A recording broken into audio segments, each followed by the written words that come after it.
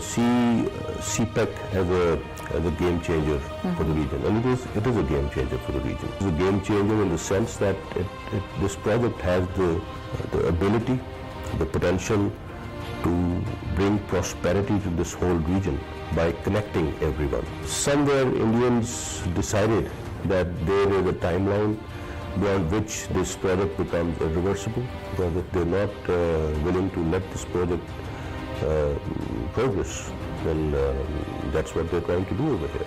We keep having these conversations with the Afghan leadership. We've raised two divisions for the security of this project. Our Chinese partners are also very satisfied with the kind of security measures that we have taken. There are a lot of dimensions to the kind of security threat that this project gains. But Alhamdulillah, the kind of measures that we have taken, they've not been able to retard the progress of this project. बिस्मिल्लाहिर्रहमानिर्रहीम, अस्सलाम वालेकुम। मैं हूं मोहम्मद उस्मान और आप देख रहे हैं प्रोग्राम हरफराज और ये मकबूल जान के साथ। अभी आपने गुफ्तगू सुनी DGISPR जनरल बाबर इफ्तिखार साहब की, और CPEC के हवाले से जो उन्होंने बात की कि CPEC को भारत रोकना चाहता है और एक ख़ास मुद्दत के बाद भारत के बस में भी नहीं रहेगा, और CPEC उससे कहीं आगे निकल गया है। और अगर भारत इसको रोकना चाहता है, इसका मतलब यह है कि वो ख़ित्ते के अंदर तरक्की नहीं चाहता। और एक और ख़ास डेवलपमेंट हुई है कि रशिया जो है बिलाखिर ग्वादर पोर्ट को उसको इस्तेमाल करने की जो है वो अथॉरिटी मिली है, और ये चीन के मीडिया ने इस बात को रिपोर्ट किया है कि हुकूमत पाकिस्तान ने इजाज़त मिली। और कितनी बड़ी पेशरफ्त है इस खित्ते में, गेम चेंजर की हैसियत से ग्वादर पोर्ट जो है वो आगे फाल होने जा रही है। इस पर भी आज हम गुफ्तगू करेंगे। और साथ ही एक बड़ी अहम डेवलपमेंट हुई है कि जो अफ़गानिस्तान के फ़रीक़ैन के दरमियान मादे का जो है पहला ड्राफ्ट जो तैयार हो गया, जो मुख्तलिफ अफ़गान ग्रुपों के दरमियान बातचीत चल रही थी, उसमें पेशरफ्त हुई है। और साथ ही आज जिक्र करेंगे साबिक़ वज़ीर-ए-आज़म मीर ज़फ़रुल्लाह खान जमाली कल इस दुनिया से रुखसत हुए, आज उन्हें सुपुर्द खाक किया गया। उनकी शख्सियत के मुख्तलिफ पहलुओं को ज़ेर बहस लाएँगे। बढ़ते हैं अपने पहले मौजू की जानिब। और ये सब DG साहब की आपने गुफ्तगू सुनी, और ख़ास तौर पर उन्होंने फ़िक्रा कहा कि एक ख़ास मुद्दत के बाद भारत के कंट्रोल से भी ये चीज़ निकल जाएगी। हम बहुत आगे बढ़ गए हैं इसमें, CPEC अब रोकना नामुमकिन के बाद नहीं, वो वक्त आ गया है। इसलिए कि परसों चाइना के अखबार में जो आर्टिकल छपा है उसके अंदर बाकायदा उन्होंने एक बात की है। आर्टिकल तो बुनियादी तौर पे इस पे है कि रूस को अलाउ कर दिया गया है ग्वादर की और पोर्ट इस्तेमाल करने। इसका मतलब ये है कि रूस की जो गर्म पानी तक आ गया, गर्म पानी को जिसके लिए पोलर बियर को जो कहते हैं ना, लोग जो है वो उसका ईंधन बने। जी जी। और आज बिलाखिर बड़ी खामोशी से गर्म पानी उस पर तफसील से बहस करते हैं। मैं उस आर्टिकल का एक फिक्रा सुनाता हूँ। It isn't something terrible if Moscow joins the CPEC. ये उसने कहा है रशियन एम्बेसडर ने। कहते को वक्री चीज है जो आप कहते हैं। उसके बाद वो कहता है, इंडिया आर्टिकल कहता है, चाइना उसका अखबार का, India has been opposed to the CPEC due to the long term tension between New Delhi and Islamabad and its historical border disputes with China. ट्रेडिशनally Russia has developed a very good relationship with India as well as China and Pakistan. The article said Russian presence in the CPEC would help prevent the international community, including India, from paying excessive attention to China and remove from. वो कहता यह है कि Russia के आने के बाद India के लिए बहुत मुश्किल हो जाएगा कि चीन से जंग करे या CPEC के अंदर मसला करे। हमने कई दफ़ा ये कहा है कि बेसिकली अमेरिका के पास या आलमी ताकतों के पास बहुत थोड़ा टाइम है। जिस दिन इस CPEC की रोड के ऊपर एक दफा ट्रेड शुरू हो गई, फिर उसको रोकना बहुत मुश्किल होता है। नायरस्वेस जो थी और उसके ओपोनेंट्स थे, फ्रेंच बना रहे थे, इंग्लैंड चल रहा था, लेकिन उसके बाद जब शुरू हो गई फिर वो सबकी रोड हो जाती है। सही। एक बहुत बड़ा ग्रुप बना है, इसको कहते हैं यूरेशियन इकोनॉमिक यूनियन, जिसमें रूस के इत्तेहादी ममालिक भी हैं और यूरोपीय यूनियन में ममालिक हैं। इसका सर एक वफ्द आया था रशिया का, खास तौर पे 19 दिसंबर 2019 को, और 64 मेंबर वफद था ट्रेडर्स का। सही। और उन्होंने आके कहा था कि हम यहाँ पर इन्वेस्टमेंट करेंगे आपके सारे इलाके। CPEC की जो पोर्ट है वो तो बात की बात है, वो कहते हैं हम पाकिस्तान में इन्वेस्ट करना चाहते हैं, और पूरा साल उन्होंने इन्वेस्टमेंट में लगाई। सबसे पहले जो इन्वेस्टमेंट थी वो नॉर्थ साउथ गैस पाइपलाइन जो बनी थी, वो $2.5 बिलियन जो है वो रशिया दे रहा था। $14 बिलियन के प्रोजेक्ट्स जो थे वो एनर्जी सेक्टर के अंदर थे। कोयटा से तफ्तान तक जो ईरान को रेलवे लाइन लग जानी थी वो भी रशिया बना रहा था। आपकी तमाम मेजर जो मोबाइल सेल कंपनीज हैं वो रशियन इन्वेस्टमेंट कंपनीज ले जा चुकी है। बिल्कुल ठीक। मेडिसिन की जो फर्म्स हैं उसके अंदर भी रशिया आ चुका हुआ है, और आपकी उस अगले कुछ अरसे के बाद रशियन जो हैं वो बुनियादी तौर पर आपकी इसको होल्ड करेंगे, ये जो आपकी फार्मास्यूटिकल इंडस्ट्रीज है। तो रशिया जो है ये सारे का सारा अब इस वक्त अब आखिरी मसला था गर्म पानियों तक पहुंचना। आप अंदाजा करें कि आप अगर कभी अफगानिस्तान के बॉर्डर पे जाएं, खुसूसन चमन के बॉर्डर पे जाएं, तो चमन के बॉर्डर के ऊपर खोजक एक पहाड़ है बहुत बड़ा। उस पहाड़ की चोटी के ऊपर जो है वो पक्के मोर्चे गोरे ने बनाए हुए थे, और वो मोर्चे जो है दूर दूर तक चलते हैं। फिर सबसे बड़ी बात है जो ड्यूरेंट लाइन गोरे ने इस तरह बनाई थी कि जिस जगह जरा सी स्लोप खत्म होती थी और आगे मैदान शुरू होता था वहां तक गोरा था, उसके बाद अफगानिस्तान था। और ड्यूरेंट लाइन को उसने एग्रीमेंट किया था, अफगान बेचारे को पता नहीं था क्या सूरत हाल थी, लेकिन बेसिकली वो it was against the Russian empire. 1917 में इनकलाब से पहले जो रशियन एम्पायर थी 1876 में ट्रेन बिछाई गई है, कहां तक? लंडी कोतल तक, और दूसरी तरफ से इधर से बिछाई गई थी ये जो है आपका अपना चमन तक, स्पिनबुल तक। अच्छा, इस ट्रेन का बुनियाद, और आपको अंदाजा करें जो खोजक टनल है ये 3.5 किलोमीटर 3.5 मील 5 किलोमीटर लंबी है, और वो टनल इसलिए बिछाई गई थी कि हम किसी वक्त भी रूस को रोकेंगे कहां तक? गर्म पानी तक आने के लिए, क्योंकि रूस का सबसे बड़ा मसला यह है कि उसका कोई भी थोड़ी बहुत एक्सेस जो है गर्म पानी 6-7 महीने जो उसका बाल्टिक सी का इलाका है उसमें बंद रहता। अफगानिस्तान में आने का उसका बुनियादी मकसद यह था कि जो पोलर बियर है, वो मशहूर तस्वीर आपको पता है, हमारे तस्वीर बनी होती थी कि पोलर बियर नीचे आ रहा है और रूस तक पहुंच रहा है। और हमारे पाकिस्तान के अंदर जितने कम्युनिस्ट थे ना कि घरों तक आ पहुंचा है आग, घरों तक आ पहुंची है, अपने दरवाजे दरीचे खुले रखना, पता नहीं क्या मगरब से पता नहीं क्या आ रहा है, ये सारे हमें ताने देते थे। वो देखो रूसी आ रहा है, हम देखेंगे तुम्हारी दाढ़ियां भी शेव होंगी और तुम्हारी मस्ती सब खत्म हो जाएगा, अब रूस पहुंच रहा है। वे देखो अफगानिस्तान तक आ गया। उसको रोका था पाकिस्तान ने। एक किताब आई थी, वॉल्टर वॉकर था नेटो का सरबराह, उसकी किताब थी नेक्स्ट डोमिनो। अच्छा, तो नेक्स्ट डोमिनो किताब में उसने लिखा था कि अगली जो डोमिनेशन कहां पर, अगली कब्जा कौन सा मुल्क होगा, तो कहता पाकिस्तान होगा, क्योंकि अगर अफगानिस्तान में स्टेबल हो गया तो हमीद गुल साहब यही कहा करते थे कि अफगानों ने असल में पाकिस्तान की सलामती की जंग लड़ी। जो 14 साल अफगानों ने मार खाई, असल में हमारी मार खाई। अपनी तो उनके साथ बर्बाद हुए हैं बेचारे, लेकिन वहां रशिया अगर ना रुकता तो आज रशिया इस तरह दबे पांव ना आता।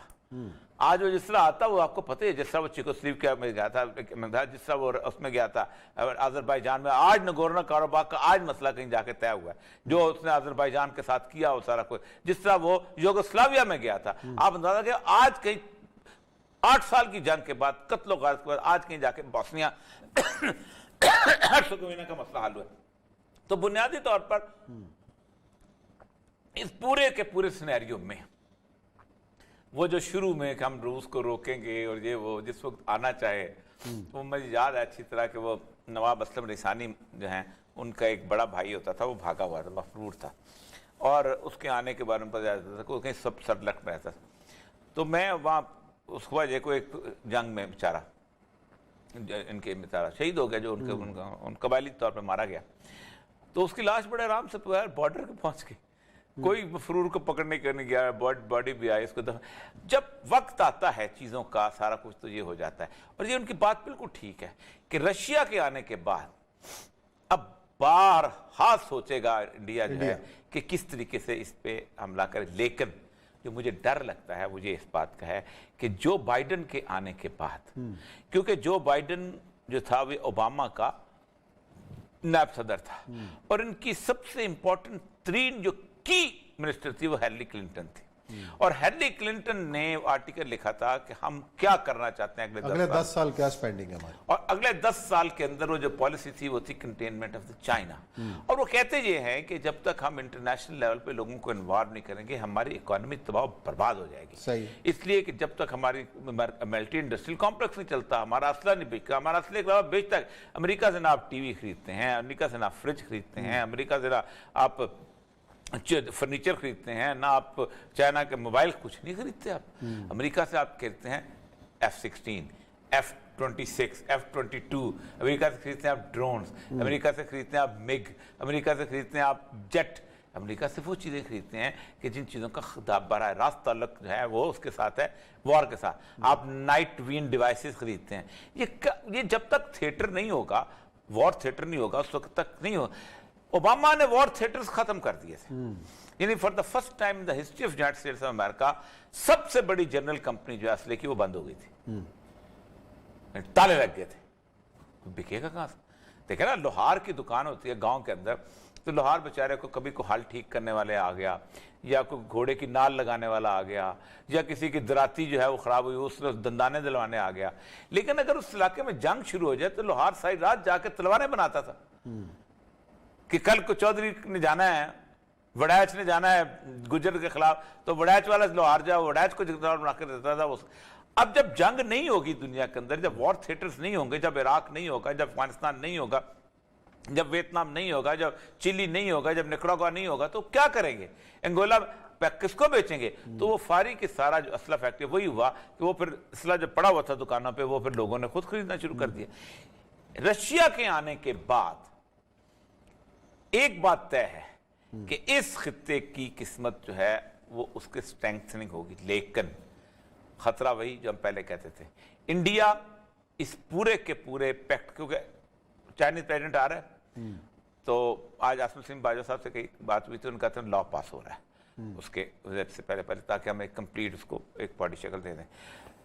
उससे पहले ये उसके आसपास इंडिया डिस्टर्ब जरूर करेगा, आखिरी एफर्ट जरूर करें। लेकिन और ये सब इसमें ये सवाल ये भी है ना कि ये जो टिल्ट है कि रशिया का ग्वादर पोर्ट के लिए आना, और ये तो जो हम बात पहले करते रहे कि रीजनल एक नया इत्तेहाद बन चुका है और अमेरिका और ये जो उसके जो बाकी जो दोस्त अहबाब हैं वो एक तरफ, और बिलाखिर हम अच्छा Russia China is playing very tactfully. अजीब हो गई। आप देखें चाइना के इसराइल के साथ भी ताल्लुकात है, बड़े ठीक ठाक ताल्लुकात है, ठीक, और चाइना के सऊदी अरब के साथ भी ताल्लुक है। आपको पता है कि इन द बिगिनिंग जब हमारा दौरा अरेंज हुआ था इमरान खान साहब का और बाजवा साहब का, date was arrange by the Chinese, और चाइनीज ने कहा था कि आप इनको मसला जो है कि बीच में जो न्योम के प्रोजेक्ट और इसराइल हुआ, यह है कि सारे मामले के अंदर ईरान जो था वो साइडलाइन हो गया था।